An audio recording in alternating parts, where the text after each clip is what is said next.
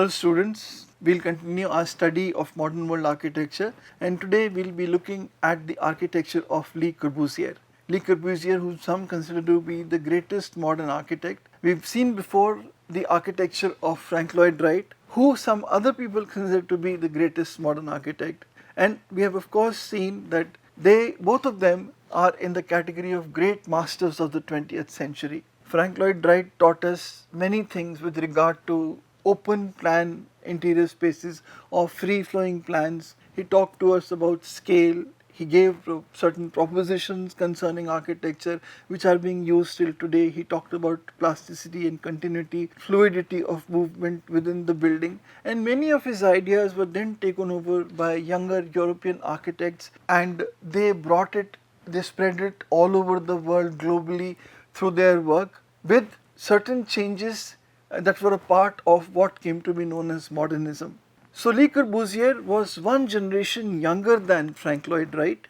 His pseudonym, or I would say his real name is Charles-Édouard Jeanneret, and he, along with his cousin Jean-Pierre Jeanneret, was responsible for the design of Chandigarh. He was born in Switzerland and both a theorist and a designer. The city that he was born in was called Le Chaux-de-Fonds, and he belonged to the first generation of international style of architecture and became one of the most able propagandists of this style through his writings. He was a rare architect who succeeded in providing universal tones to his work and his creations, and he introduced what came to be known as the 5 points of a new architecture, a radical new framework for modern building design. Le Corbusier in his works balanced functionality, proportion and sculptural form, and he was often influenced by the machines, by geometry and even by classical harmony.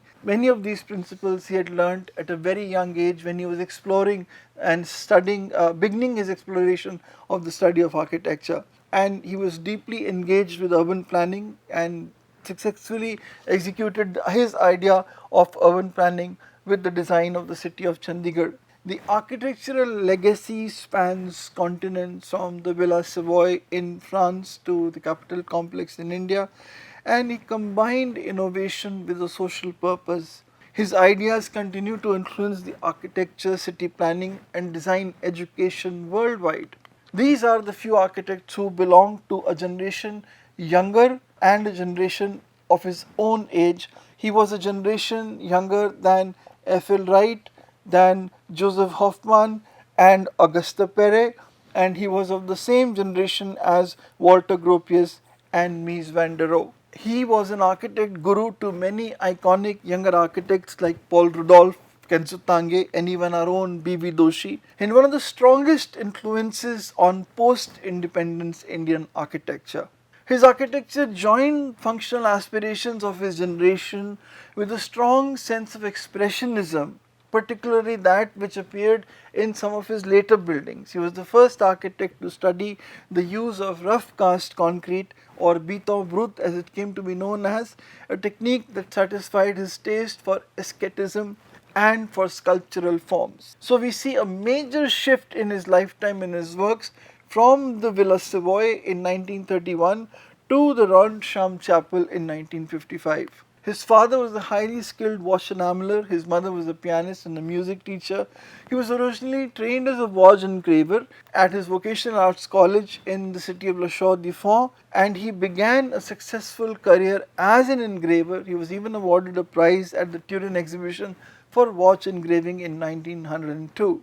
The people who majorly influenced him was Charles Lee Platinier, who was his teacher in his local art school, who taught him art history, drawing and naturalist aesthetics of Art Nouveau. He told him or taught him to look beyond appearances to underlying structures of plants and fossils and stress the beauty of simple geometrical forms. Auguste Perret, who was a generation older than him, taught him about the use of RCC construction. This is a project by Auguste Perret, Palais de l'Éna in Paris in 1937. And he also introduced him to the tradition of French rationalist theory stemming from Jean-Nicolas Louis Durand and Eugene Violet Leduc, We've already talked about Jean-Nicolas Louis Duras when we were talking about the work of the period of the Industrial Revolution, how he told us that the plan is the great originator of the form. We talked about Eugene Violet-le-Duc, that even before Louis Sullivan he was trying to frame together the idea that form follows function. Though he did not articulate it in those words, later on Sullivan articulated them by saying form ever follows function. Moving on, his early years, the project for an art school that he did in 1910, it was a very symmetrical layout having a pyramidal roof, and it was integrated with nature, which showed his early interest in rational planning and the use of traditional forms. In arts and crafts movement that impacted him, the things besides that arts and crafts movement, FLW's Prairie style and the early modernist rationalism were the emphasis in his work, along with that of geometry and structure.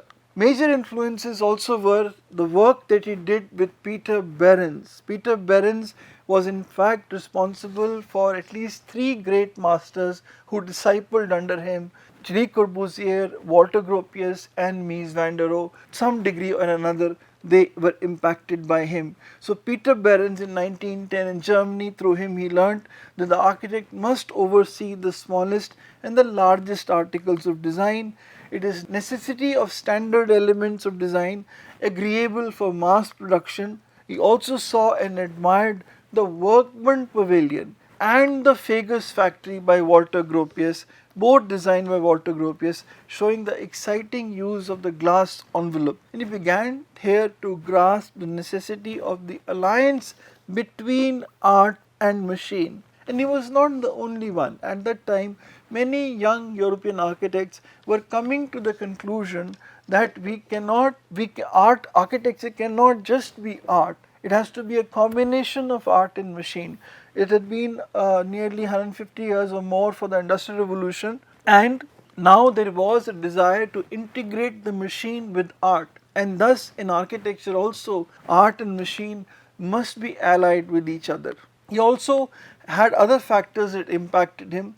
It was his early days. He had a habit of sketching buildings of all periods to understand their organization and the underlying principle. He was particularly impressed by the Acropolis at Athens, by the Parthenon, the strength of the underlying idea of the Parthenon, the sculptural energy, the precision of forms. He compared Parthenon to a machine in the way how efficiently, systematically Parthenon was ordered and built, and the relationship to sight and distant views of mountain and sea. Even in his sketches, he tried to create or show this relationship of the building to the distant views, and also the idea of the ceremonial procession that was there in classical architecture.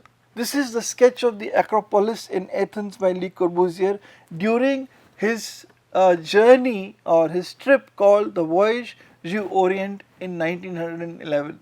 In 1912, he became an architecture teacher in La Chaux-de-Fonds until 1914.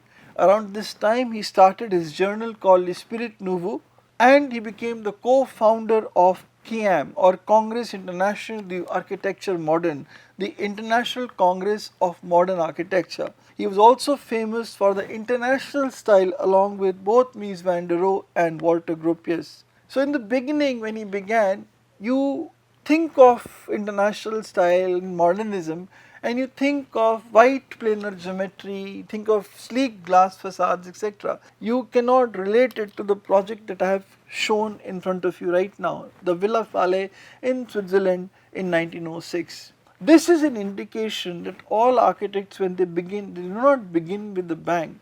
They begin with what is at that time available in front of them, that which is surrounding them. They are inspired by that architecture, and later from the same architecture vocabulary, from the same mine of architectural ideas, they grow from there and come up with something new, something exciting, and sometimes come up with ideas that literally bring about a mutation in architecture, bring about a radical transformation in architecture. Particularly, it was an amazing period in the early 20th century in Europe. Seems as if it's totally unexplainable how so many younger European architects thought so much alike with regard to modernism, with regard to a complete shift in architecture in early 20th century.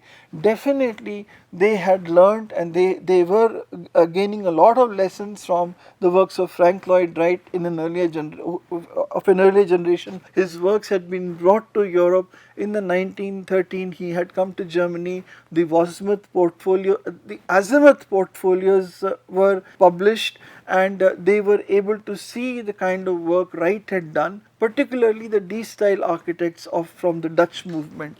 But let's come back to the Villa Fallais in Switzerland. It was an early work. He was still a student located in La Chaux-du-Fonds, and this house shows a regional influence of traditional Swiss chalet style, which is steeply pitched roof, wooden balconies, decorative elements. It is not at all close even to the international style. It is inspired by vernacular architecture of the Alps. There is ornamentation in this building, there is wooden carving, geometric patterns on the facade, and of course it shows an early appreciation of craftsmanship in his work. He combines timber and stone and thus brings a harmony with the natural surroundings. This materiality that you see here in this building is very much connected with the vernacular traditions of the region. In the early experimentation, he took the Villa Fallais he designed it on the basis of the traditional Swiss aesthetic, but it shows Corbusier's interest in proportions, in structure and harmony with nature.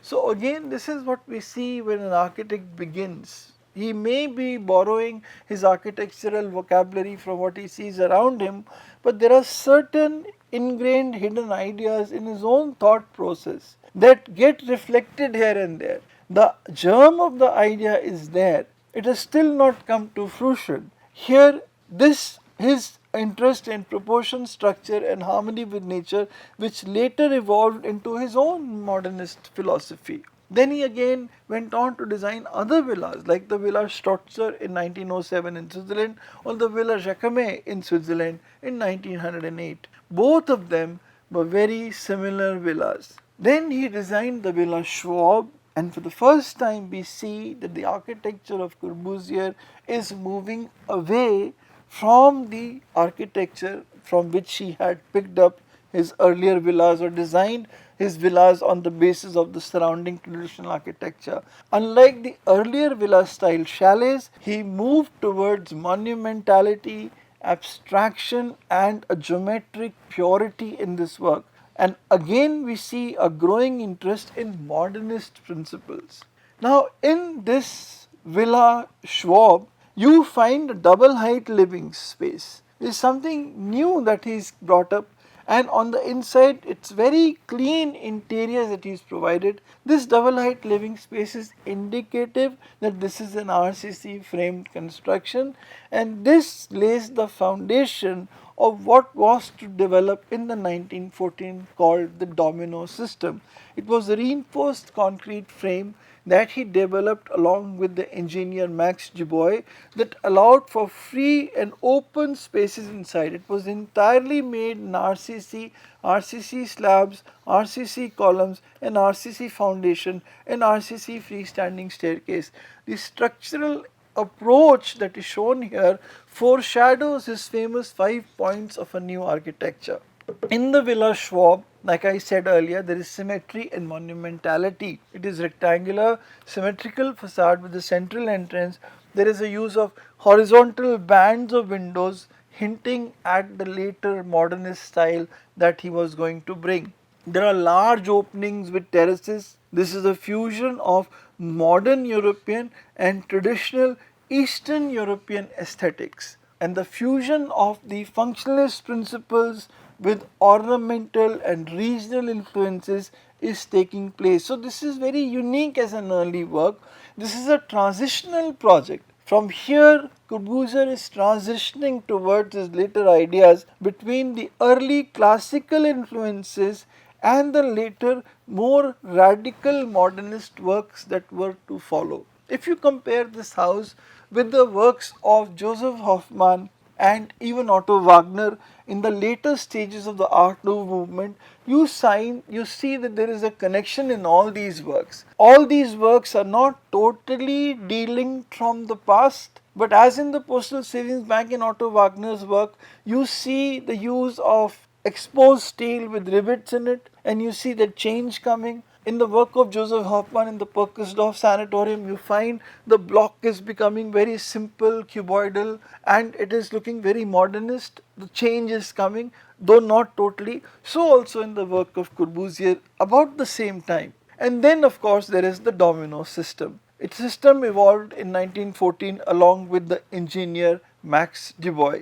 This is the Dubois structural frame, and it went beyond the work of Auguste Perret in the exploitation of the cantilever principle, the inherent possibility of an architecture of hovering horizontal volumes. Please remember that even F.L. Wright was doing a lot of his work using RCC. The whole Unity Temple was a big block of concrete. The domino skeleton was the central instrument of Corbusier's architecture. Thus, we find here in the house of Ozifan in Paris, he applied the domino system in 1922, and here you find, for example, this room that you see here, the way that you look at it, the way the glass has been placed on the roof, along the wall and all along the wall like this, clearly indicates that the structure is standing on a frame, and all these walls are basically curtain walls. They are just non-load bearing walls. An example of minimal architecture also, and a prototype of the domino house, or the house based on the domino system, and the manifestation of some principles which Le Corbusier had set out in the famous 5 points of a new architecture. This house possessed a tremendous geometrical clarity inside. Now, he in 1921, in a concept in an article in L'Esprit Nouveau, he said, house is a machine for living in. He took the definition of a machine and he said regarding a house, it is a machine for living in. A house is a machine for living in, with bathrooms having running water, with sun, hot and cold water, temperature in the house that can be adjusted as required, storage of food in refrigerators, hygiene, beauty in harmonious proportions. It is a machine in which we live in. Just as a machine works efficiently and productively and we use it, so if we take that definition, we know. So he said buildings to be designed with functionality, efficiency and purpose in mind. So building performs to meet the needs of the occupant efficiently, just as a machine performs to meet our needs efficiently. So he related the house to be a machine for living in. Taking the same example further, you look at any product around you and you know, even in terms of basic physics, they are all machines because they help us, they make it easy for us to do a job. A TV is a machine to convey audiovisual images. A phone is a machine. A bicycle is a machine. A razor is a machine. These are machines. And the reason why I am showing you some very old pens or a very old example of bicycles as machines is this reason. A machine evolves with time and goes on to perfection. Its basic fundamental elements don't change usually, they remain the same. So this is what Corbusier proposed in Version architecture towards a new architecture. In 1923, he said that just as the Greeks, when they were building their temples, they identified the basic elements of a temple, whether it is the entablature, the pediment, the column, the parts of a column, etc. Having done that, they kept on taking these elements to perfection. So he said, earlier there was a Greek temple in Paestum, and then it went on to perfection to become the Greek temple in the Parthenon. And then he took the parallel example of an automobile. Automobiles had just come in. Ford Motor Company was at its height. It had started assembly line production also. So he took the example of a Ford and he said that an automobile has certain basic elements. It's got an engine, it's got a body, a chassis, it's got wheels, it's got a steering wheel, brake, accelerator, clutch, etc.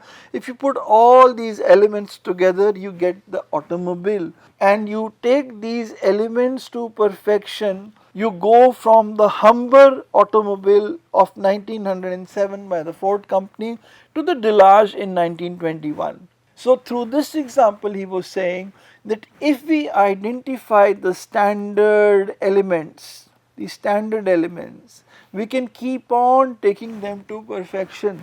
And this is what happens with all machines. Let me give you the example of your cell phone. When the cell phone began, when I was much younger, I remember the cell phone was the size of what we have today as a cordless phone. They were very massive, they were very bulky, and now we have very handy cell phones and they are able to do so many things. But the basic elements within the cell phone continue to remain the same. Or let us take the example of the cell phone when it became a smartphone. The basic elements of a smartphone remain the same, but they keep on going to perfection. You take a car, you take a bicycle, or you take any product, the basic elements remaining same, they are being taken on to perfection, and with technology that will keep on happening. So this happens with all machines, this happens with all machines, this happens with all machines. Then why should it not happen with the house? That is what Corbusier was saying. A house is a machine for living in. That if it happens with a machine, if it happens with a car, if it happens with a smartphone, if the elements have been clearly identified, you can keep on taking them to perfection. If we were to identify those elements in a house, we can keep on taking them to perfection. As technology improves, the house becomes a better and a better machine. Did this idea actually work? Did it become a practical reality in modern times? No, it did not. Houses did not turn into machines for living in. In a certain way, our houses today have more technology in them. They have got IoT devices in them, they have got many other mechanical devices in them, that is true. The built form itself hasn't become a machine, that is also true. But coming back to this fascinating idea, using this idea, he designed a house and he called it the Maison Citrohan. Based on what? Based on the name of this French car which was called Citroën. Very famous in that time. He took this car, the name of this car, and he designed this house called the Maison Citrohan. And he designed it using certain principles. He designed it with having an open floor plan. Open floor plan from where? From Eiffel Right. He'd already done it. But in this open floor planning, which the European architects were doing, you do not find frilly grill work on the windows as Wright used to have. You don't find a lot of frilliness within the building. The building is very neat, tidy, straight line geometry, very plain and simple. And that is the kind of open plan interiors the Europeans came up with. And thus we come to the 5 points of a new architecture. What are these 5 points? Number 1, it is called the Pilotis or the Pilotis or the round shaped column that he used to use. He said, if the house, and this is again based on the Dom-ino system, which is an RCC frame. So if we use the RCC frame, there are only columns and slabs in it. These columns, if there is a grid of columns on which we build the house, the columns are called pilotis. If this grid is there, then your house is not having load bearing walls. Then you don't have cubby holes and boxes. The house becomes free. Because of the pilotis, you can have a free plan. The walls can curve, the walls can be completely eliminated, the walls can have any direction in them or no walls at all. Unlike the load bearing construction where you have to have the walls in a certain place to carry the load of the building.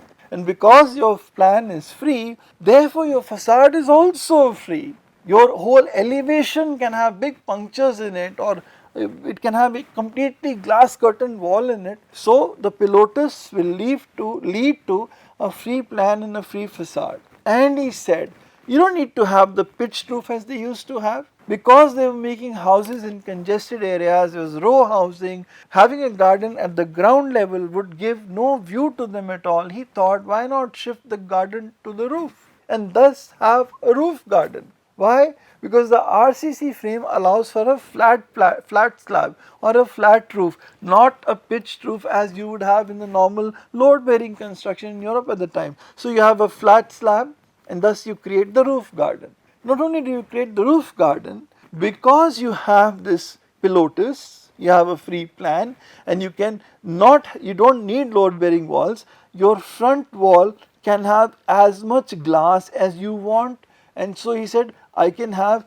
what he called as ribbon windows stretching from one end to the other because the wall is not carrying any load. And he showed in a sketch way the importance of the ribbon window. This is the ribbon window. These are small windows in load bearing construction. This is how it would normally look in a sketch form. And if there is a ribbon window, this is how it looks from inside, and this is how the load bearing windows look like, and the room appears to be dark. Then he tried in a sketch form to indicate the zones of light. If you have a ribbon window, zone 1 light is flooding till here, and then you have zone 2 of less light. But in the case of the load bearing construction with small windows, the zone 1 just comes close to the window and stops, and you go deeper and deeper, it becomes darker and darker.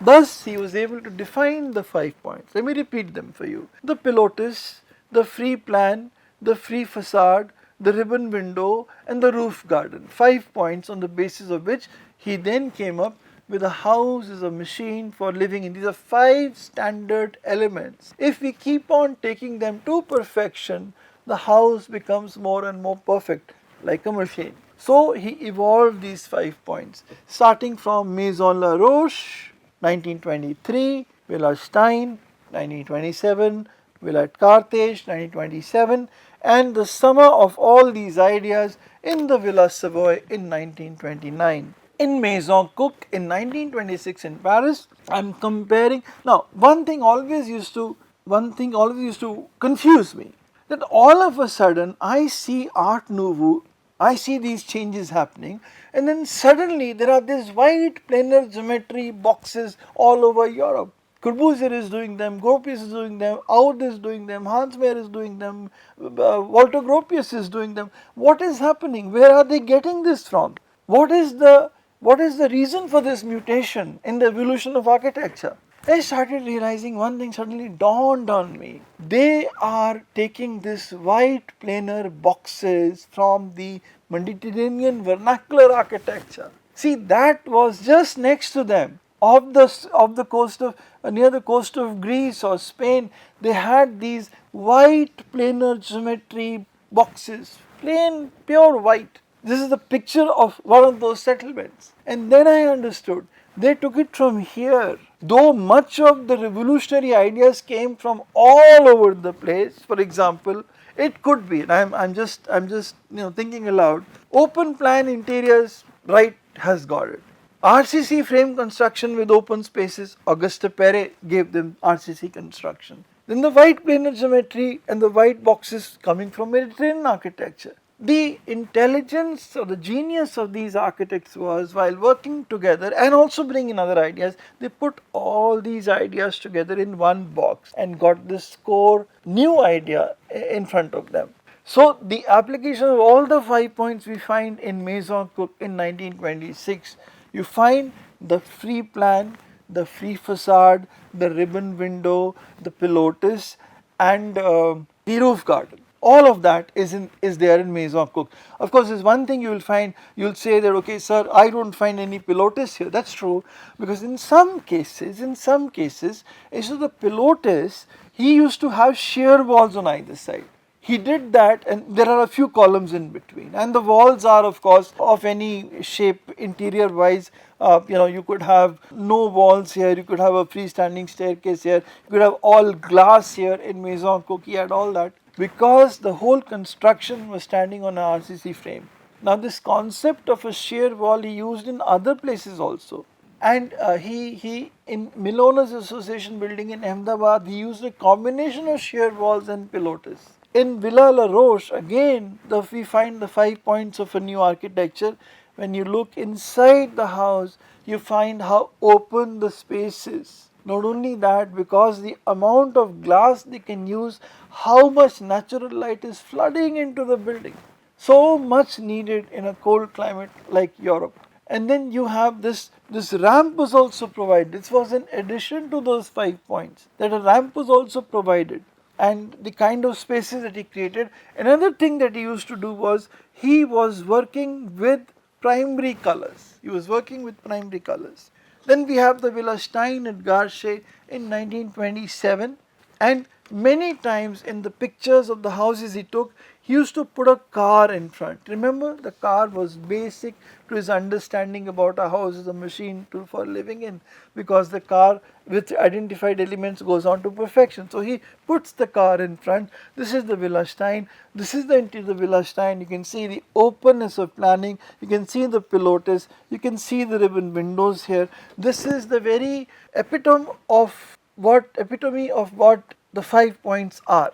And here, because it's a free plan, free facade, you can literally puncture the house when you want to. This is a sheer wall on this side carrying the load, and you can have these extensive ribbon windows which bring in the light into the building. Now he also tried to compare the plan of the Villa Stein with a normal load bearing house to show us the difference. This is the plan of the Villa Stein. This is a load bearing house, and you can see how cumbersome it looks. And then again you compare, this is not the plan, this is the plan of the Villa Stein with the Pilotis. This is the grid of the load bearing house, and here is, because of this grid of Pilotis, this is what the Villa Stein looks like, with walls that are free to move as they want to, or remove walls, have extensive amount of light filtering in.